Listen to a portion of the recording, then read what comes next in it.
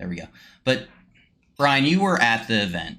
We talked about this already, and I think the topic we want to really talk about, like especially starting with you, is how the Secret Service and potentially law enforcement just completely dropped the ball on this situation. What do you have to what give us your perspective on what happened? Well, I can only speak to the facts that I know and what I saw. I don't know about the other law enforcement, what they were doing. I have a buddy of mine, Vince Bonfan, I know from high school. We trained and he went in the Marines a year after I did. And my cousin Jason was also a state trooper at that time. They were both working that event on the outside, but I only saw when stuff started going down the two sniper teams, which were on the uh, buildings on the roofs behind Trump.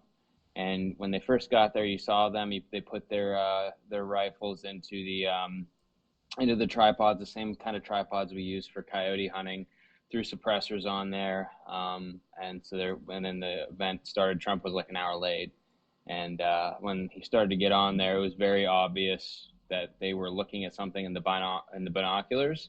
But if they're just looking at binoculars, you don't really think of anything bad. You think, hey, maybe someone's doing something funny. Maybe they're just checking something out. Right. But then a few minutes after they're looking at something binoculars, maybe 3 to 4 minutes later, um, they drop down their guns, and I point to my buddy Jason. I say, "Hey, dude, check it out. It looks like they got something." And didn't think anything much of it. But it was weird that they were doing that. And after like 30 seconds, I look back at Trump, and then within like maybe 10 seconds later or so, we hear one pop, and I knew it was suppressed, followed by two more suppressed shots. And because the Secret Service snipers, and I think there was two teams, so four shooters, they all had suppressors. I assumed it was Secret Service, so I was like happy that they eliminated the target. And we found out that it was actually incoming fire and not outgoing fire. And it hasn't come out yet that the shooter was using a suppressor, but it wouldn't surprise me if he was, unless there was just some weird acoustics um, going on. But it sounds suppressed fire, and then 8 or 10 more suppressed shots went out, I believe. But most people dropped to the ground after the first shots, and then after those 8, 10 shots went, I was just looking for the dead guy after the first few shots because I thought they killed him after the first few shots. And then when the multiple shots came, I was like, yeah, it probably is a good idea to get down to. And some people were freaking out, some people were calm. Jason was pretty calm, my buddy.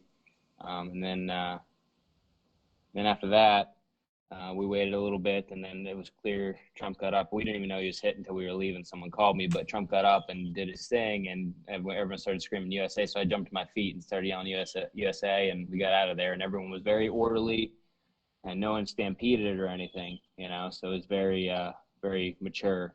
Hmm. But for my opinion on the Secret Service, they were watching them for at least 3 to 4 minutes on the binos, and then with respect to on the glass on the rifles, they were watching them for at least 30 seconds. So whether they had them in a sight, I don't see how they didn't, because they were aiming at something 150 yards away. I shot two groundhogs that morning with a scope, $120 scope. I was watching the groundhog like I could see his teeth chewing on stuff before I shot them. So with their high-tech scopes, I find it hard to believe, unless there was some kind of angle issue, that they didn't see the guy. Thanks for the follow, guys. We're not. I don't think we're at 50 followers. I think we're only at 40. But if I hit 50, that's cool. But Brian, it's just